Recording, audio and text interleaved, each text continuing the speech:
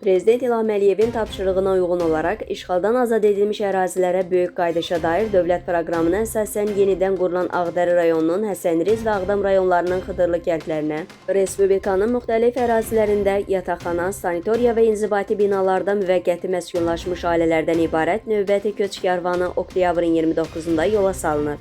Bu mərhələdə Ağdam rayonunun Xıdırlı kəndinə 91 ailə, 366 nəfər, Ağdərə rayonunun Həsənriz kəndinə isə 17 ailə, 83 nəfər köçürülüb. Doğma yurda qayıdan sakinlər hər tərəfli dövlət qayğısı ilə əhatə olunduqlarına görə Prezident İlham Əliyevə və birinci vitse-prezident Mehriban xanım Əliyevaya təşəkkür ediblər.